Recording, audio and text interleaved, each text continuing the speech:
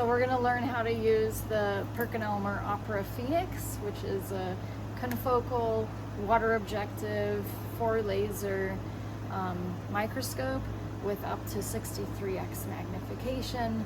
It's able to do live cells with internal environmental control, including CO2 temperature and humidity.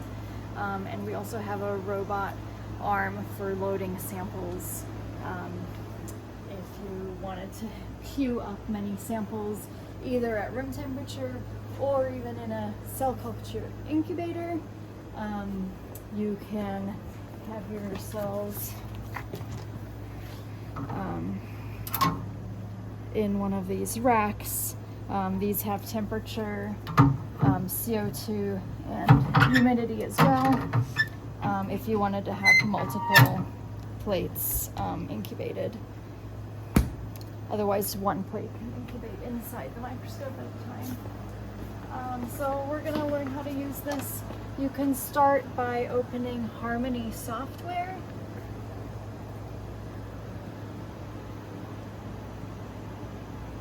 So it's prompting me to log in, and it doesn't always do that. So the first thing to remember to do when you open the software is always to log in. And we have a login for each different lab. So I'm just going to log in the screening center. All of the lab's password is password. So nobody ever has to forget their password. I get asked all the time, what was the password? Well, at least these I have memorized.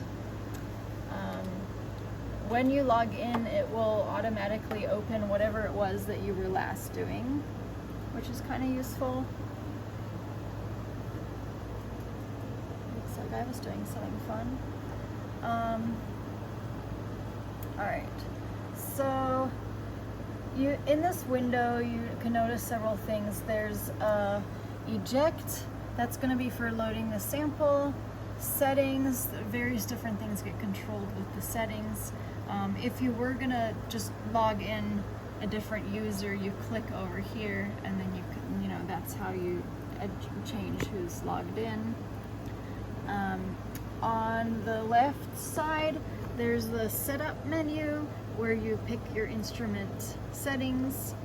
Then there's the run experiment tab. That's where you will actually tell it to go image the plate to collect the images. Then there's an analysis window where you will specify what analysis sequence you want performed on the data and all the settings for that.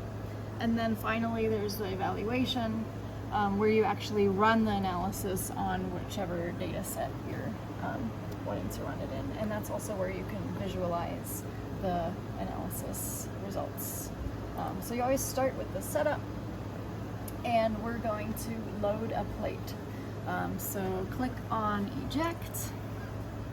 That will open this little trapdoor over here. This is an example plate. It's got a clear bottom. You're always going to need to image clear bottom plates with this microscope because all of its imaging is either going to be inverted, where it's imaging from below, or there's also transmitted light, which you also would need a clear bottom for. You can choose what wall color you want. In this case, we've got a black plate, which is the best for fluorescence. And you want to clean the bottom of the plate before loading it into the microscope, because that if there's any dirt or scratches on the plastic, well, I guess scratches won't get cleaned off, but if there's any dirt on there, you know, then it could make background in your images. So for cleaning it, we have these little bottles of cleaning fluid, and we have lens papers.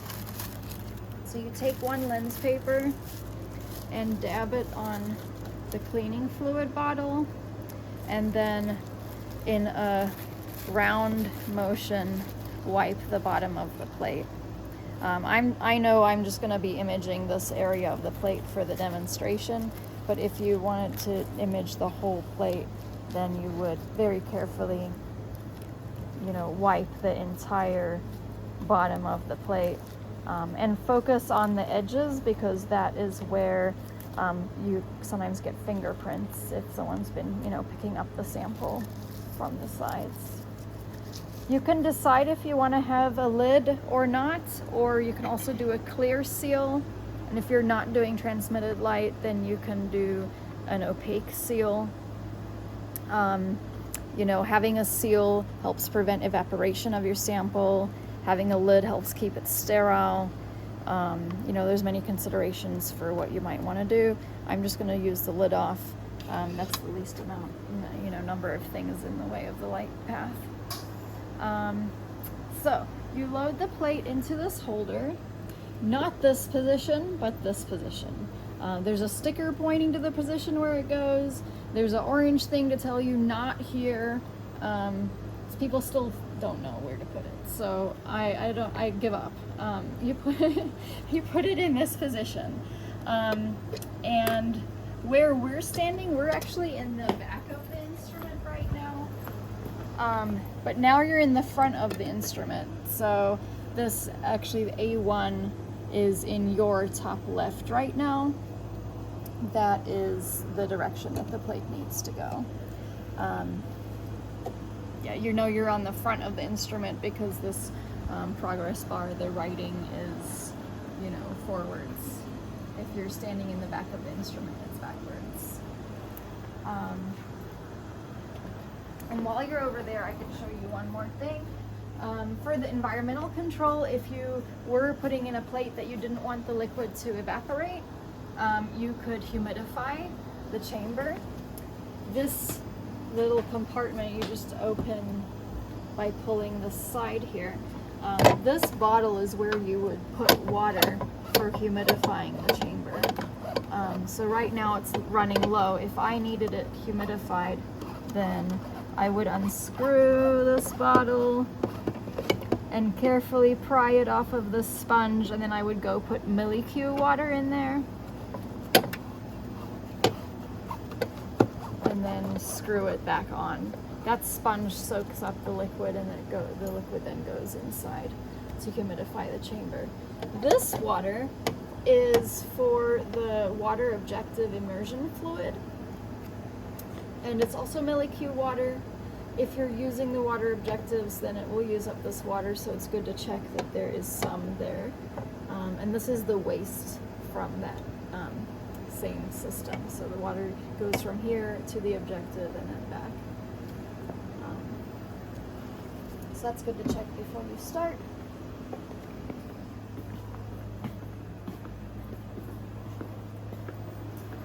Just for the layout of this room, it was more convenient to put the computer in the back of the instrument, but it's actually on this wheeled cart, so you can put it wherever is most convenient, depending on who's standing around where doing what. The liquid that I just used for cleaning the plate, this is just ammonia-free Windex, and like this one is running low right now. You just unscrew the top if you want to refill the fluid.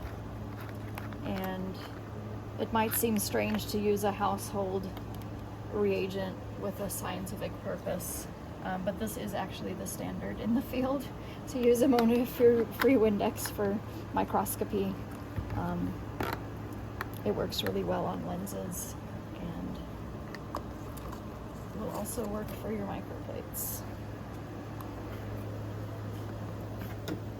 And throw away your used lens papers. Alright, so the sample has been placed in the holder.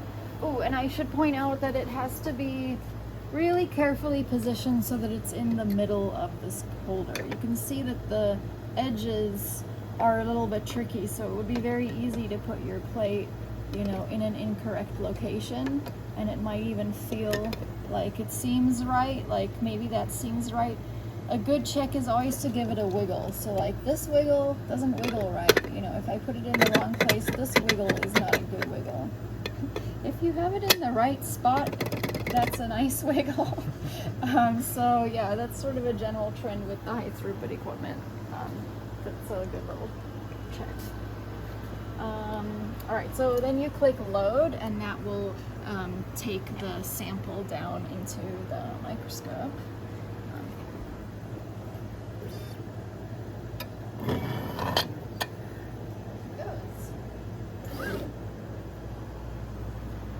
So this first window where you have set up, this is where you're going to set your imaging settings.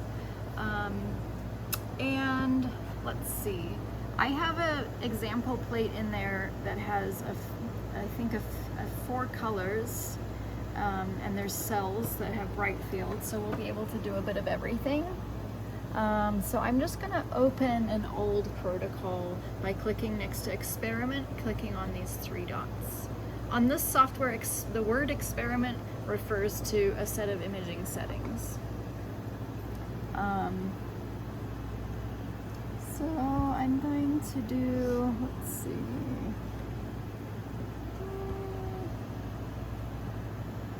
I didn't actually check my plate to see what was on it. I'll use these settings. All right, so in your imaging settings, the first question is what plate type you have.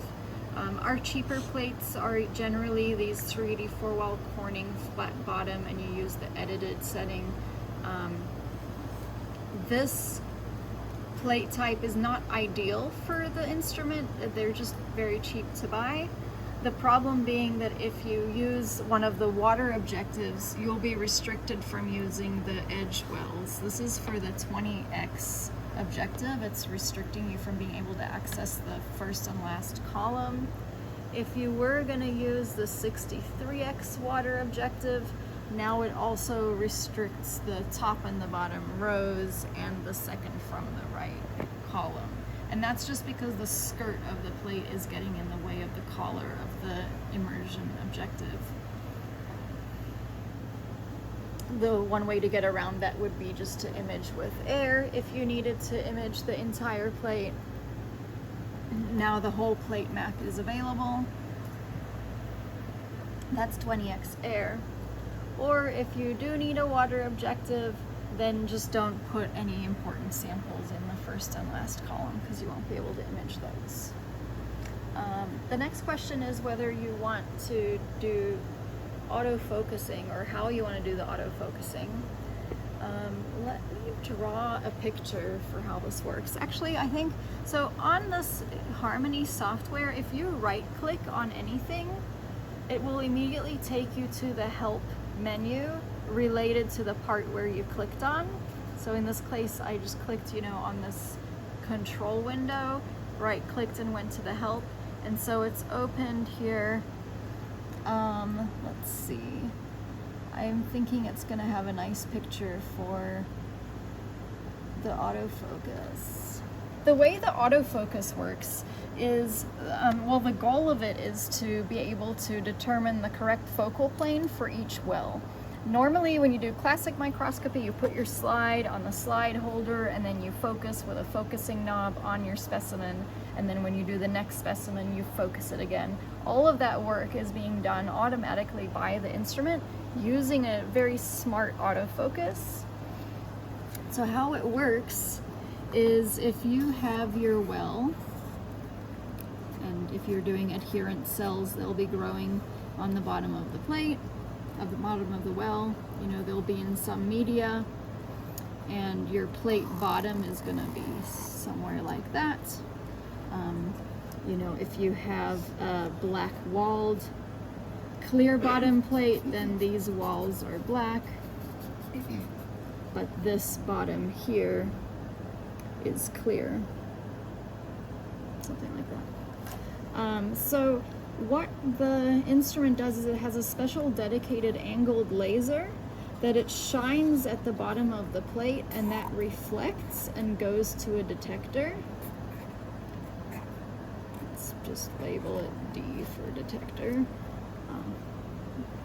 And it can also shine another beam that will reflect at the bottom of the well. And so what it ends up getting is, if you graph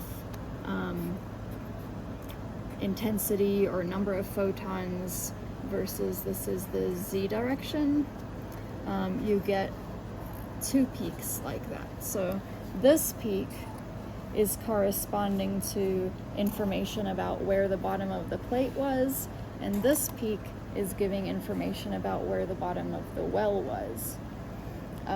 So it's going to use the center of these peaks to then adjust the focus accordingly. That's how it's taking into account local small changes in the thickness of the plastic and the shape of the plastic, because we're imaging at such a high magnification that even just, you know, a micron is going to make a difference. So that's why it has to be so precise. So your options for the autofocus are 2 peak or 1 peak, and you can also just do 1 focus per well if you're doing many sites, many positions, you know, fields of view within the well. This will make it a little bit faster, but you know, the best is going to be 2 peak. Sometimes some samples really struggle with this autofocus setup, in which case you'll have some trouble getting focusing, and so then you can pick 1 peak, and that will just use one of these beams as its information, and for some kind like U-bottom plates, and you know, maybe for the 63x objective, there's situations where that ends up working better. And let's see, okay. For the objective, water objectives have a higher numerical aperture, and the light is going to be traveling through the water as the immersion liquid, which means you're going to collect a lot more of the light from the sample, and your images will be brighter for the same amount of exposure time. So of course the first part of the name of the objective is the magnification. If you use a 63x objective, that's going to be the highest magnification. So this is what your well will look like, and then this will be the relative size of what those fields of view are going to be. So each individual image that you can capture, you know, there's many per well, and more, so for the same amount of space on, like in real space in the well, is going to get more pixels. So, you know, each pixel will correspond to a smaller piece of the sample. The other extreme, if we did 10x, that's the most zoomed out. So now you can see this is for a 384 well plate. You only get 1 full site per well. And so since all the pictures have the same amount of pixels, in this case 1 pixel will correspond to a large piece of the sample. And so that's why the resolution is not as good. The 63x objective has a really short working distance, making it really difficult to work with unless if you have highly specialized plates and adherent cells, you know, in a really good sample. So for most cases, you will use the 20x water.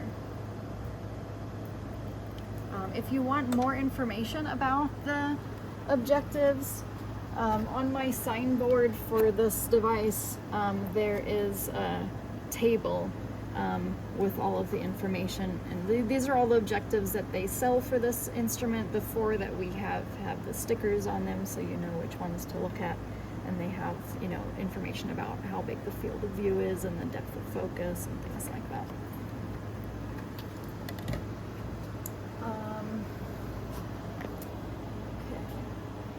So next you can choose if you want to do confocal or non-confocal. Confocal microscopy makes the light go through a pinhole so that you're only illuminating 1 point at a time, and you're only collecting light from that 1 point at a time. And this allows you to reduce the amount of background coming to the detector, which causes less blurring and will end up giving you a higher resolution image. Unfortunately, because of all of that, you get a much dimmer sample. This is a spinning disc confocal, so there are actually many pinholes on a disc, so it's a lot faster than if it only did 1 pinhole at a time, like a point scanner. So you can decide based on your project whether or not confocal or non-confocal is more appropriate. Let's just go for confocal for this training. We'll see how that goes. This is how many pixels the camera has. That's not changeable. You can choose how much binning you want. Binning has to do with when you have an image with, you know, all the pixels in an image. You can either have like a 1-to-1 ratio between number of pixels and number of detector elements on the camera. So like each pixel is like one little detector element on the camera. Or if you do binning, like for example, a 2x2 binning, these 4 camera detectors will all become one picture in the image. And so you're reducing the image size and decreasing the resolution, but getting a brighter signal per pixel. And so your choice there will depend on your application, but most people want to pixel binning. By binning at least a little bit, it helps remove some of the fluctuations just from random noise, so that, you know, if you have individual pixels that we're going to have some, you know, noise in there, this helps kind of average that out without too much loss of resolution. It does give you some information about the images that you're about to collect. Max not available. That's weird. I've never seen that before. Maybe it's because I haven't selected a well yet. Okay, so I selected a well, and so it's saying that it's maximum gonna take 1 minute to do the imaging that I've selected so far, and the amount of data we're gonna collect is 13 megabytes. This is about to increase because we're about to add a bunch of stuff. And the temperature and CO2 and stuff are reflected here, but to control those, you actually have to go to the settings menu before you start your microscopy experiment. You would go to environmental control, and then you can turn the CO2 and the temperature and the humidity on or off. And you can also adjust the temperature of the heater. 37 is the minimum and 42 is the maximum for what the device can do on board. So you would have to set those settings before you start your imaging. All of your images will then be with the same environment. And okay, so then you build your imaging sequence. Right now I've opened a previous set of settings where we had 5 channels, which is pretty standard because this device has 4 lasers and also the ability to do a bright field image with transmitted light. And so this is a pretty standard mixture of things. We've got a hoaxed DNA stain in the UV range. We've set the exposure time and the laser power and the height as optimized for the sample, and the channel itself, the excitation and emission wavelengths are set down here. Of course, exposure time and power, the higher these numbers, the brighter your image, but also the more light the sample will get exposed to, and so you could get more photo bleaching or photo damage to your sample. And then the height has to do with, so we had talked about with this autofocusing, that's how it knows where the bottom of the plate is and the bottom of the well. But you may want to image in the middle of where your cells are.